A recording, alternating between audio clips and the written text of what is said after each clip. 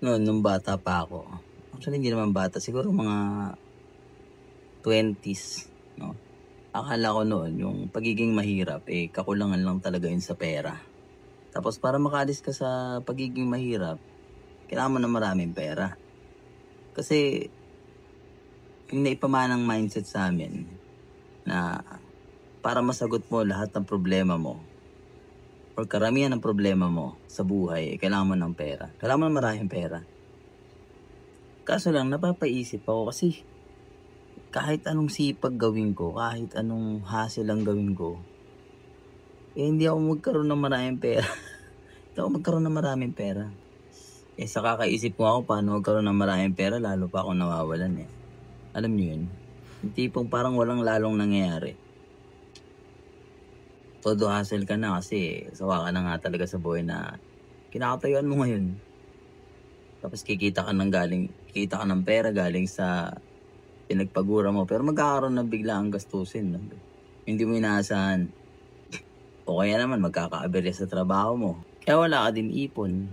Tapos ang mangyayari, magsisipag ka na naman. Mag-hassle ka na naman. OT dito, OT doon. Diba?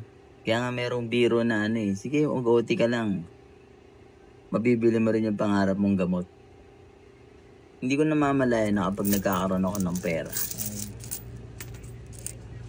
tinatakpan lang nun yung problema. Hindi talaga nawawala. Hindi siya isang nagkakataon lang. Hindi siya nagkakataon lang na kapag nagkakaroon ka ng maraming pera, or ako, nagkakaroon ako ng maraming pera, magkakaroon ng emergency. Hindi lang isang pagkakataon yun. Kasi dumadating talaga yun. Kasi hindi natin alam na meron palang nakatali sa atin. No? At hindi natin alam kung saan galing yung tali na yun. Yun yung hindi natin nakikita o kaya nalalaman. Akong tawagin, yun ay ang salitang malas. Ngayon, paano nga pa natin malulutas yung problema po? O makakahiwalay tayo dun sa salitang malas na nangyayari sa atin? May nakasulat sa Biblia na sa aklat ng Ecclesiastes 5:10 hanggang 14 yata yun, na sinasabi dun na ang umibig sa salapi o mga kayamanan ay hindi masisiyahan dito at lahat ng ito ay walang kabuluhan. Kung ganun pala, ano pang silbi na kumita ka ng pera kung wala naman palang kabuluhan yung pera? Bakit tayo nagkakaroon ng problema sa pera? Diba? Sa madaling salita, bakit natin kailangan problemahin yung wala namang kabuluhan?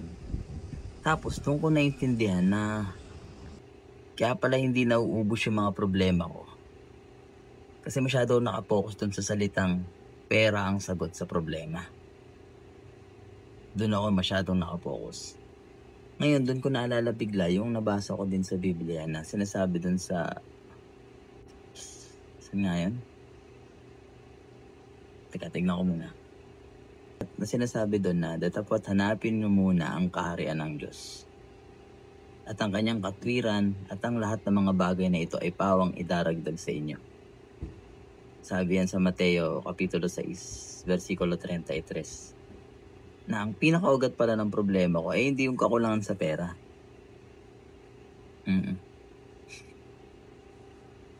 O yung kahirapan. Yun pala yung kawalan ng ugnayan sa Espiritu at sa salita ng Diyos.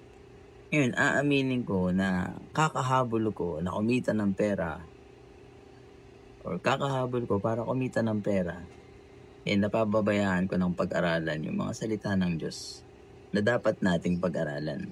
Kasi hindi naman option yun. Hindi siya optional. Actually, ang salita ng Diyos, hindi siya optional na kung kailan mo lang gustong basahin. Kailan ka lang may oras, dun mo lang babasahin. Yan kasama talaga yan sa pang-araw-araw na gagawin natin. Kaya tama din talaga yung sinabi niya ni Harv Eker. Yung sinulat niyang libro na may pamagat na Secrets of the Millionaire Mind. Sinasabi doon na, if you want to change the fruits, you will have first to change the roots.